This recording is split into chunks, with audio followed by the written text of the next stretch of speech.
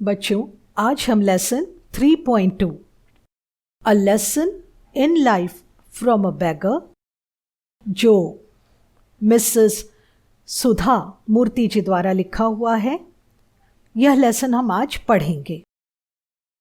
Mrs सुधा मूर्ति English की बहुत ही अच्छी राइटर हैं और उन्होंने इस पूरे लेसन में बहुत इजी इंग्लिश का प्रयोग किया है। A lesson in life from a beggar, इसका अर्थ है जीवन में भिखारी द्वारा दिया जाने वाला या सीखा जाने वाला एक सबक। कितनी अजीब बात है बच्चों कि हमें जो सीख मिल रही है वो एक भिखारी से मिल रही है। तो यही इस पाठ की मुख्य बात है कि देखें कैसे एक भिखारी हमें सबक देता है। Meena is a good friend of mine.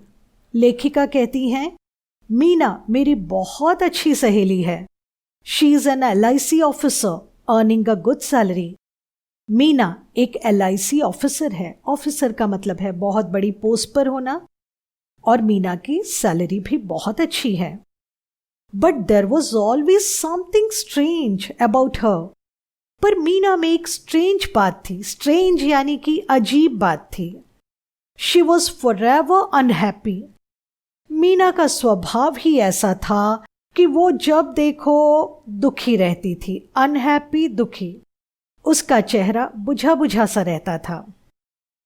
Whenever I met her, I would start to feel depressed.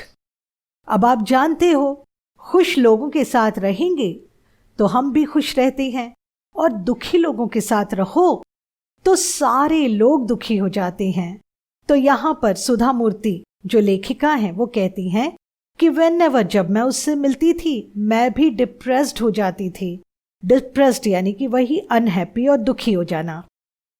It was as though her gloom and cynicism had a way of spreading to others. ऐसे लगता था जैसे कि उसका gloom यानी कि यहां पर साइड में उसका मीनिंग लिखा है फीलिंग ऑफ सैडनेस, यानी कि उसका जो दुख था। और सिनिसिज्म का मीनिंग लिखा है अ डिस्ट्रस्टफुल एटीट्यूड, यानी कि उसका दुखी रहने वाला स्वभाव या निराश रहने वाला स्वभाव। Had a way of spreading to others, तो ये बातें हर एक तक फैल जाती थी। She never had anything positive to say.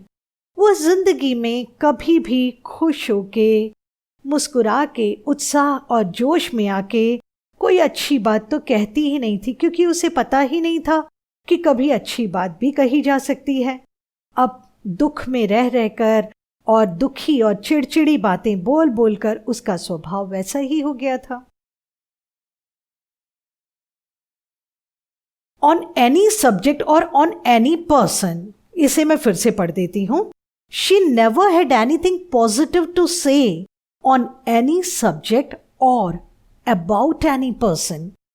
वो किसी भी सब्जेक्ट या किसी भी पर्सन, इंसान के बारे में या किसी विषय पर कभी कुछ पॉजिटिव कहती ही नहीं थी, क्योंकि उसे आदत पड़ चुकी थी नेगेटिव कहते कहते। For instance, I might say to her, Meena did you know Rakesh has come first in a school. अगर हमारी जो ऑथर हैं, हमारी राइटर हैं, वो मीना से कहती कि मीना तुम जानती हो राकेश हमारे स्कूल में फर्स्ट आया है। मीना's immediate response would be to belittle the achievement. Naturally, his father is a school teacher, she would say. अब मीना जो थी उसे खुश होना तो आता ही नहीं था, तो वो तुरंत वो सोचती समझती भी नहीं कि अगर मैं कोई बात बोल रही हूं उसका दूसरे पे क्या असर होगा। इमीडिएट रिस्पॉन्स, किसी ने कुछ कहा नहीं कि ये तुरंत बोल पड़ती। Naturally his father is a school teacher.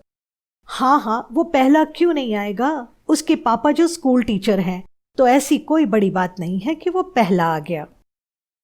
If I said Meena, Shweta is a very beautiful girl, isn't she?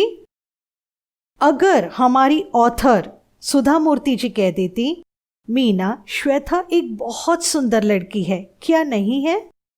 Meena would be pessimistic. Meena वही पेसिमिस्टिक, पेसिमिस्टिक यानी वही उल्टा बोल देना, यानी कि खुश नहीं रहना, दुखी रहना। उत्साह और अच्छाई में कुछ बोलने की बजाय दुखी और उदास होकर कुछ गलत बोल देती। When a pony is young, he looks handsome. It is age that matters. Wait for some time. Shweta will be uglier than anyone you know. अब मीना पेसिमिस्ट यानी वही निराशावादी होकर बोल देती कि अरे एक पोनी यानी टट्टू या छोटा घोड़ा जिसे हम कहते हैं, वह जब यंग होता है, छोटा होता है, जवान होता है तो वो भी बड़ा खूबसूरत लगता है, परंतु जैसी उसकी एज होती जाती है वह बदसूरत दिखने लगता है। तो देखना, थोड़े सालों बाद श्वेता को देखना, श्वेता बहुत बदसूरत लगेगी, जितने लोगों को तुम जानती हो उन सब से बदसूरत लगेगी। Meena, it's a beautiful day, let's go for a walk. अगर हमारी लेखिका कहती, मीना बहुत सुंदर दिन है, चलो कहीं टहलने या घूमने चलते हैं। No, the sun is too hot and I get tired if I walk too much. Besides, who says walking is good for health? There is no proof. Meena का वही जवाब, कहती कि नहीं नहीं, ये सूरज तो इतना तप रहा है, इतनी गर्मी है, और मैं जब चलती हूं ना तो मैं तो थक जाती हूं। और फिर कौन कहता है कि चलना हेल्थ के लिए अच्छा है? ऐसे तो कोई प्रूफ ही नहीं है, किसी ने नहीं कहा कि चलना अच्छा है। That was Meena. मीना ऐसी थी। She stayed alone in an apartment as her parents lived in Delhi. वह अपने अपार्टमेंट में यानी अपने घर में, मकान में alone अकेली रहती थी। उसके जो पेरेंट्स थे वो दिल्ली में रहते थे। She was an only child and had the habit of complaining about anything and everything.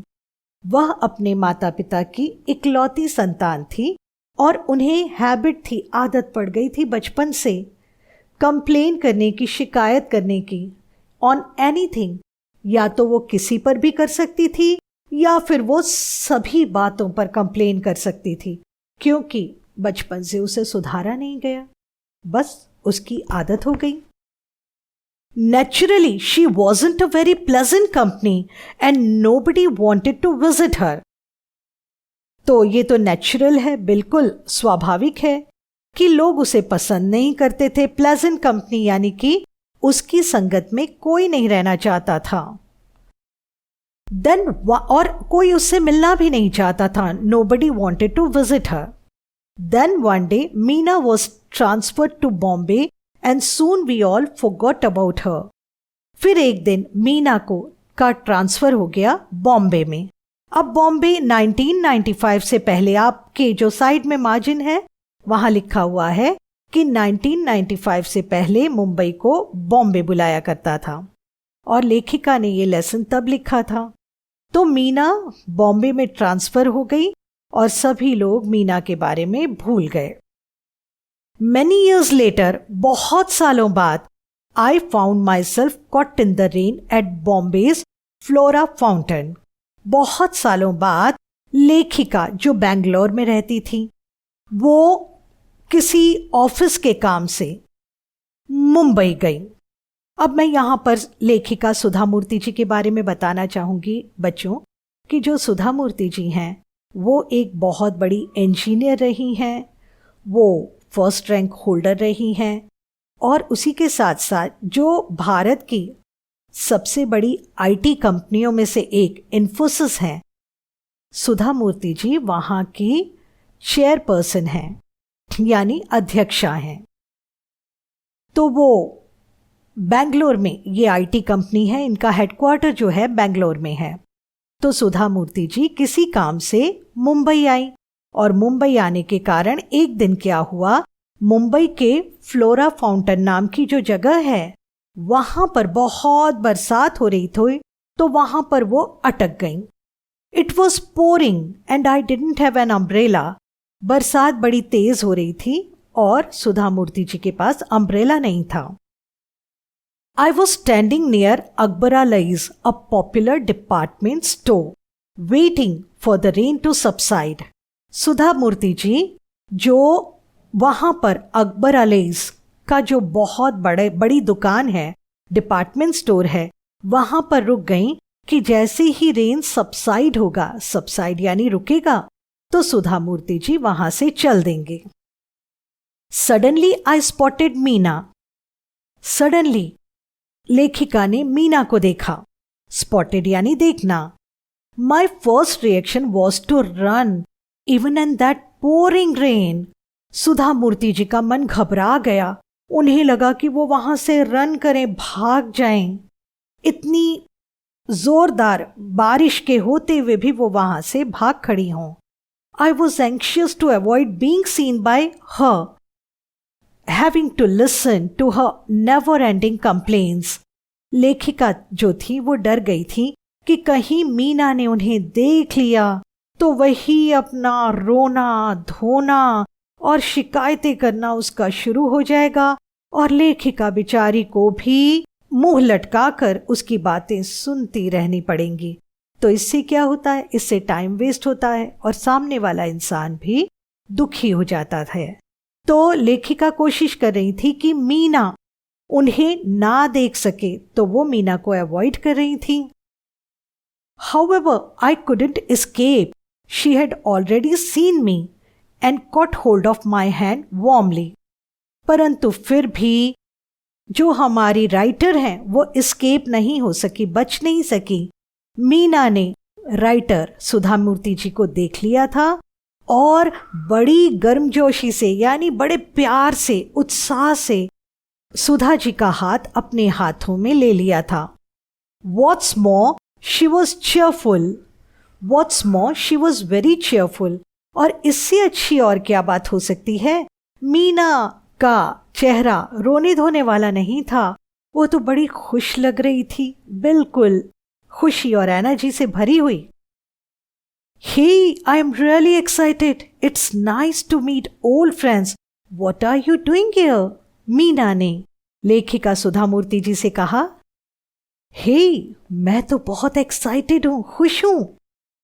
बहुत अच्छा लग रहा है पुराने फ्रेंड्स से मिलकर। तुम यहां क्या कर रही हो? I explained that I was in Bombay on an official work. सुधा मूर्ति जी ने कहा कि मैं यहां पर किसी ऑफिस के काम से आई हूं। Then stay with me tonight, she said. Let's chat. Do you know that old friends and memories are precious and rare? अब मीना ने कहा, अच्छा अब आ गई हो बैंगलोर से मुंबई, तो टुनाइट आज की रात तुम मेरे साथ रहो। लेट्स चैट, गप्पे मारेंगे। Do you know that old friends and memories are precious and rare. तुम जानती ही हो कि पुराने दोस्त और उनकी यादें बड़ी कीमती होती हैं और बहुत कम मिलती हैं, जल्दी से नहीं मिलती। आई couldn't believe it. Was this really Meena? I pinched myself hard to be sure it wasn't a dream. Writer ने सोचा कि अरे, इसके चेहरे पर तो खुशी है, क्या ये वही मीना है तो जो हमेशा दुखी रहा करती थी? तो यहां पर सुधा मूर्ति जी ने अपने आप को पिंच किया यानी कि चिकोटी काटी, चिमटी काटी या चुटकी ली अपनी, कि कहीं वो सपना तो नहीं देख रही हैं। But Meena was really standing there right in front of me, squeezing my hand, smiling, and yes she did look happy. पर नहीं, मीना तो वहां पर खड़ी थी लेखिका के सामने, ये कोई सपना नहीं था। और मीना उनके राइट हैंड को अपने हाथ में लेकर प्यार से दबा रही थी, स्क्वीजिंग यानी दबाना, और मुस्कुरा रही थी। और सचमुच में वो बड़ी खुश लग रही थी। In the 3 years she had been in Bangalore, I had never once seen her smiling like that. जो लेखिका हैं वो मीना के साथ बैंगलोर में 3 सालों तक रही, पर मीना को उन्होंने कभी इस तरह खुश नहीं देखा था। A few strands of grey in her hair reminded me that tears had passed. Meena के थोड़े से बाल सफेद हो गए थे तो लेखिका को याद आया कि अरे years had passed यानी बहुत सारे साल गुजर चुके हैं। There were a few wrinkles in her face, but the truth was that she looked more attractive than ever before. Meena के चेहरे पर थोड़े से रिंकल्स भी आ गए थे, झुर्रियां भी आ गई थी, परंतु मीना जैसे खुश थी, उस खुशी को देखकर लग रहा था कि मीना पहले की अपेक्षा ज्यादा खूबसूरत लग रही थी। मीना पहले यंग थी पर चिड़चिड़ी रहती थी, तो चिड़चिड़ा इंसान तो चाहे कितना भी खूबसूरत हो वो खूबसूरत नहीं लगता, परंतु जिसका दिल प्यार से, खुशी से, जोश से, सुंदरता से भरा होता है वह इंसान बड़ी उम्र का क्यों ना हो वह बड़ा प्यारा लगता है। Finally I managed to say no Meena, I can't stay with you tonight, I have to attend a dinner, give me your card and I will keep in touch with you, I promise. अंत में बात को संभालते हुए लेखिका सुधा मूर्ति जी ने कहा, नहीं मीना, आज तो मैं तुम्हारे साथ नहीं रह पाऊंगी, मुझे कहीं डिनर अटेंड करना है। डिनर यानी कि रात के खाने पर जाने को या रात के खाने को डिनर कहते हैं।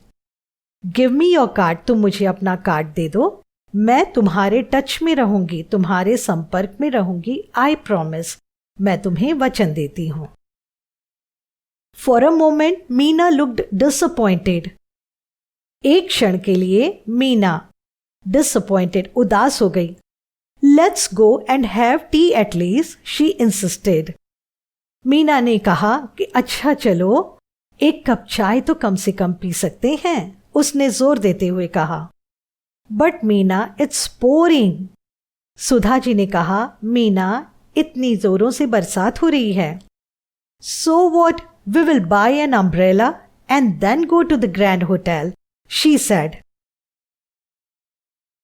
मीना ने कहा, तो क्या हो गया, हम एक अम्ब्रेला खरीदेंगे और फिर ग्रैंड होटल जाएंगे। आप जानते हो कि ये लोग अकबर आलईस के डिपार्टमेंट स्टोर के वहां रुके थे, तो वहां से ये लोग अम्ब्रेला खरीद सकते थे। We won't get a taxi in this rain, I grumbled. हमारी जो राइटर है सुधा मूर्ति जी ने कहा कि हमें तो कोई टैक्सी भी नहीं मिलेगी। So what, we will walk.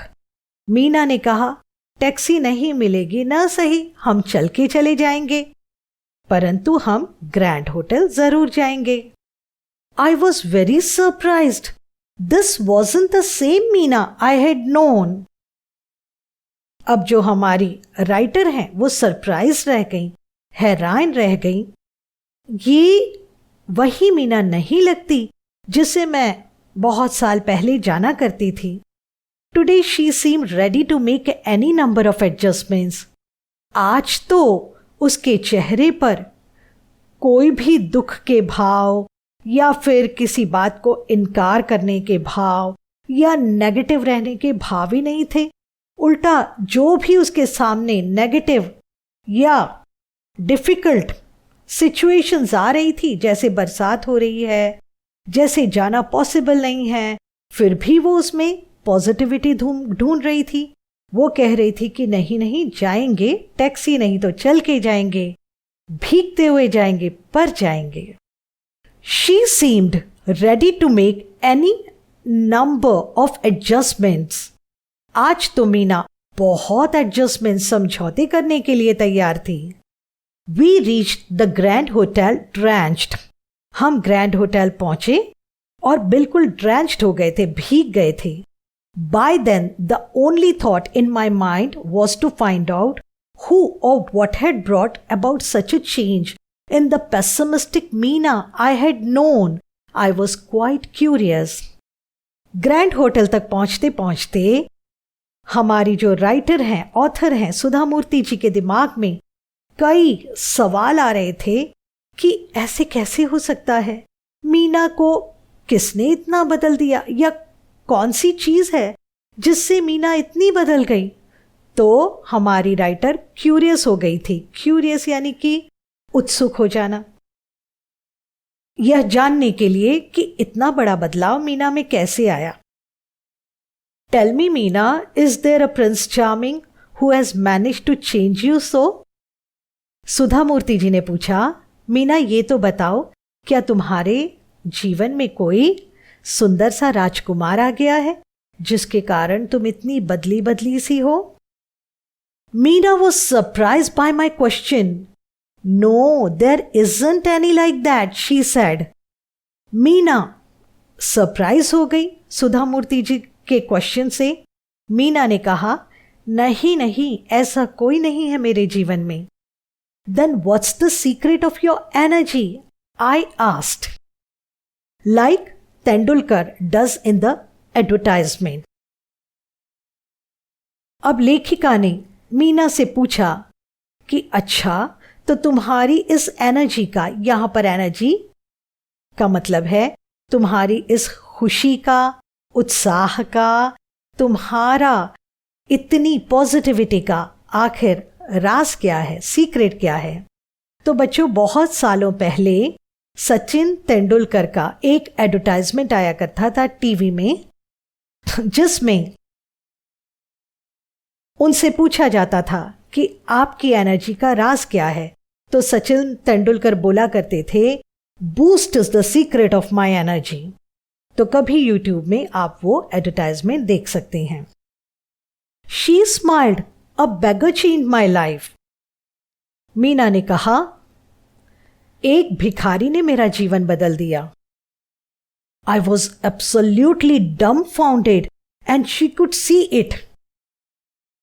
लेखिका सुधा मूर्ति जी एकदम चौंक गई, हैरान हो गई कि अरे, कोई भिखारी, वो भी किसी का जीवन बदल सकता है? क्योंकि भिखारी को तो खुद अपना जीवन बदलने की जरूरत होती है, तो भिखारी कैसे किसी को कोई सीख दे सकता है? और मीना ने सुधा मूर्ति जी के चेहरे के वो एक्सप्रेशन, वो भाव पढ़ लिए थे कि सुधा मूर्ति जी एकदम हैरान हो गई हैं ये सुनकर। Yes, a beggar, she repeated as if to reassure मी।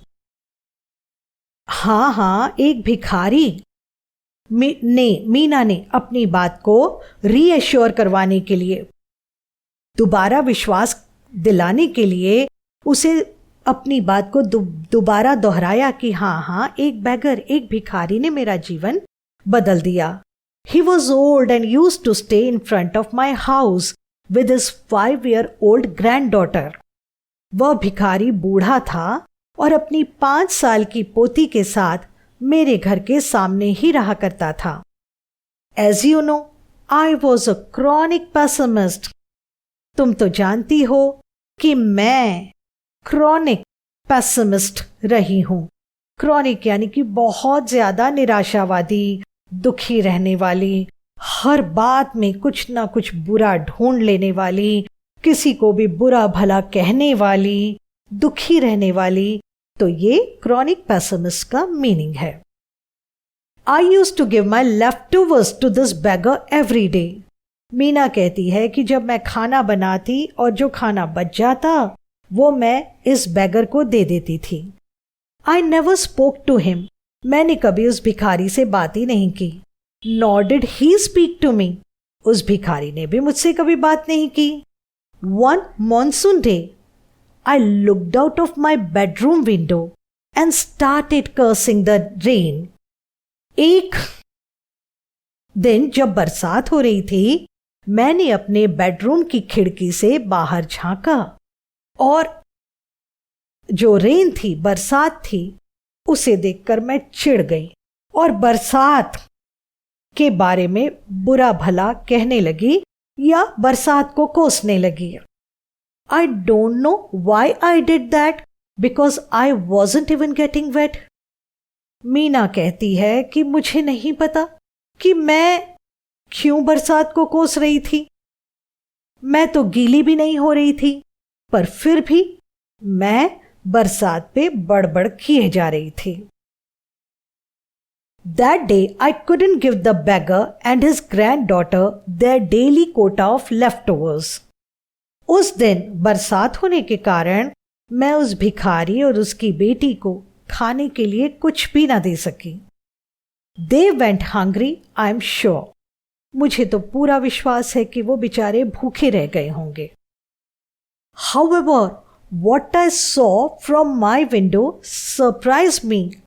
फिर भी मैंने अपने घर की विंडो से जो देखा उसे देखकर मैं हैरान रह गई, सरप्राइज रह गई। The beggar and the young girl were playing on the road because there was no traffic. वह जो बूढ़ा था और उसकी जो 5 साल की पोती थी, वे दोनों सड़क पर खेल रहे थे क्योंकि उस दिन बरसात के कारण ट्रैफिक नहीं था। They were laughing, clapping and screaming joyously. वे दोनों लाफ कर रहे थे, हंस रहे थे, तालियां बजा रहे थे और खुशी से चीख चिल्ला रहे थे। As if they were in paradise. ऐसे लग रहा था जैसे कि वह स्वर्ग में आ गए हों, या यहां पर साइड में जो मीनिंग लिखा हुआ है हेवन, एन आइडियल और परफेक्ट प्लेस, या फिर वो किसी अच्छी जगह पर आ गए हों। Hunger and rain did not matter. उनको भूख या बरसात उन पर कोई असर नहीं डाल रही थी। यहां पर बच्चों हम इस बात को इस तरह से भी समझ सकते हैं कि वो जो बूढ़ा था उसे खाना नहीं मिला था, तो बड़े लोग तो अपनी भूख दबा जाते हैं, परंतु शायद छोटे बच्चे अपनी भूख नहीं दबा पाते हैं। तो उस छोटी बच्ची का भूख से ध्यान हटाने के लिए या जो बूढ़े भिखारी हैं वो उसके साथ खेल रहे होंगे, क्योंकि बच्चों को खेलना बहुत पसंद है और खेल खेल में बच्चों का ध्यान भी हट जाता है। बच्चे थक भी जाते हैं और बच्चे थक के सो भी जाते हैं। तो यहाँ पर ये भी एक मीनिंग हो सकता है। They were totally drenched and totally happy. I envied their zest for life. वह जो भिखारी और उसकी पोती थी, वे दोनों ड्रैंच थे, पूरे भीगे हुए थे, एंड टोटली हैप्पी, परंतु वह खुशियों से भी भीगे हुए थे। उनका मन बिल्कुल खेल वेल में उलझा हुआ था और खुश था। I envied their zest for life. जो मीना है उसको उनकी खुशी देखकर, उनके जीवन का इतना मजा देखकर, जस्ट यानी कि जीवन का मजा, आनंद देखकर मीना को उनसे जलन होने लगी। That scene forced me to look at my own life. उस सीन ने या उस दृश्य ने मीना को अपनी लाइफ की तरफ देखने और सोचने के लिए मजबूर कर दिया। I realized I had so many comforts, none of which they had. Meena ने रियलाइज किया कि मीना के पास तो सारे कंफर्ट्स हैं, सारी आराम की चीजें हैं, none of which they had, और उनके पास तो ऐसी एक भी चीज नहीं थी। सड़क पर रहते थे, इसका मतलब घर नहीं था, फटे पुराने कपड़े थे, नए कपड़े तो थे नहीं, उसके ऊपर से जब भूख लगी हो तो खाना भी नहीं, तो उनके पास तो कुछ था ही नहीं। But they had the most important of all assets, one which I lacked. परंतु उनके पास एक बहुत मूल्यवान चीज थी, एसेट, कीमती और मूल्यवान चीज जो मीना के पास नहीं थी। हम ये भी कह सकते हैं मीना के पास 99% चीजें थी और उनके पास 1% था, पर वो 1% पूरा का पूरा मीना के जीवन पर भारी पड़ गया। They knew how to be happy with life as it was. वे जानते थे कि जीवन में जो है, जैसा है, हमें खुश होना चाहिए। अगर हमारे पास जीवन की सारी चीजें हैं और हम दुखी हैं, तो फिर हम उन इंसानों से बहुत ही बुरे हैं जिनके पास कुछ नहीं है पर वो बड़े खुश हैं। I felt ashamed of myself. Meena ने कहा, मुझे तो अपने आप पर बड़ी शर्म आई। I even started to make a list of what I had and what I did not have. अब मीना को लगा कि नहीं नहीं, मेरा तो स्वभाव है दुखी रहने का, तो मैं जरूर एक लिस्ट बनाती हूं। ऐसी कोई तो चीज होगी जिसे मैं ढूंढ लूं और महसूस करूं कि नहीं नहीं, मैं सबसे ज्यादा सुखी हूं। और अगर मैं दुखी भी हूं तो वो एक चीज नहीं है ना मेरे पास, इसीलिए दुखी हूं। तो वो एक लिस्ट बना रही थी कि कौन सी चीज गायब है, उस पे ही चलो दुखी हो लेती हूं और अपने आप को सच साबित कर देती हूं। I found I had more to be grateful for than most people could imagine. Meena ने देखा कि मीना के पास इतनी सारी चीजें हैं ग्रेटफुल होने की, यानी कि भगवान जी को धन्यवाद देने की, जो कि दूसरे केवल इमेजिन कर सकते हैं। दूसरे इंसान तो केवल सपने में उन चीजों का मजा ले सकते हैं, और इसके पास तो बिल्कुल साक्षात वो चीजें उसके पास थी। That day I decided to change my attitude towards life. उस दिन मीना ने डिसाइड किया कि वो जीवन के प्रति अपना एटीट्यूड यानी कि रवैया, व्यवहार बदल देगी। Using the beggar as my role model. Meena ने डिसाइड किया कि वह बेगर को अपना रोल मॉडल बनाएगी। रोल मॉडल का मतलब क्या होता है बच्चों, कि जो इंसान हमें अच्छा लगता है, जिस इंसान की बातों से हम में खुशियां भर जाती हैं, हमें आगे बढ़ने का मन करता है, हमारे जीवन को कोई अर्थ मिल जाता है। अगर मुश्किल हिंदी में कहें तो हमारा आदर्श कौन है, उसे कहते हैं रोल मॉडल। और एग्जाम में इस पर कोई ना कोई क्वेश्चन तो जरूर आता है। तो यहां मीना कहती है कि अब तो ये बेगर मेरा रोल मॉडल हो गया। After a long pause I asked Meena how long it had taken her to change. एक लंबे पॉज के बाद, यानी जब दोनों ने अपनी बातें खत्म कर ली, तो मीना ने भी अपनी कहानी बताकर थोड़ी देर रुकी और सुधा जी भी उनकी कहानी सुनकर थोड़ी देर के लिए वो दोनों रुक गए, सोचने लगे कि जीवन में ये सब क्या हो गया। I asked Meena how long it had taken her to change. Sudha Murty ji ने मीना से कहा, मीना तुम्हें कितने साल लग गए या कितना लंबा समय लग गया अपने आप को बदलने में। वंस दिस रियलाइजेशन dawned, एक बार जब ये रियलाइजेशन यानी कि ये अनुभूति या ये अनुभव मुझे मिला, dawned यानी कि ये अनुभव मुझे मिला। She said, It took me almost 2 years to put the change into effect. मुझे 2 साल लग गए अपने जीवन को बदलने में। Now nothing matters. अब तो मुझ पे किसी भी बात का प्रभाव ही नहीं पड़ता। I am always happy. अब मैं हमेशा हैप्पी रहती हूँ। I find happiness in every small thing. अब तो मैं हर छोटी से छोटी चीज में भी हैप्पीनेस, खुशी ढूंढ लेती हूँ।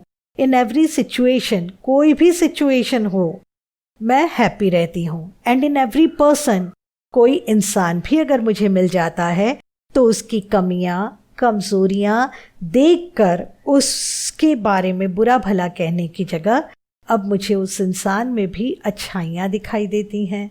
किसी सिचुएशन में भी अच्छाइयाँ दिखाई देती हैं और हर छोटी बड़ी चीज़ में अब मैं बुराइयाँ दिखती भी हूँ तो नहीं देखती, सिर्फ अच्छाइयाँ देखती हूँ। डिड यू गिव एनी गुरु दक्षिणा to your Guru? I asked. Sudha ji ने कहा, तो अपने गुरु जी को कोई गुरु दक्षिणा दी? गुरु दक्षिणा का मतलब होता है अपने गुरु को खुश होकर कुछ रिवॉर्ड के तौर पर देना या कुछ दान के तौर पर देना। No, unfortunately by the time I understood things he was dead. Meena कहती है कि नहीं, जब तक मैं चीज़ों को समझ पाती उनकी डेथ हो चुकी थी, उनकी मृत्यु हो चुकी थी। But I sponsored his granddaughter to a boarding school as a mark of respect to him. परंतु मैंने उनकी जो पोती थी उसे बोर्डिंग स्कूल पढ़ने भेज दिया है, क्योंकि मैं उन बूढ़े व्यक्ति के सम्मान में, रिस्पेक्ट में यही एक काम कर सकी। और स्पॉन्सर्ड का मतलब कि उस छोटी सी पोती का रहने का, पढ़ाई का और उसके जीवन का सारा खर्च मीना ने उठा लिया है। और बोर्डिंग स्कूल का मतलब होता है जहाँ पर रहना भी होता है और वहीं पर पढ़ाई भी करवाई जाती है।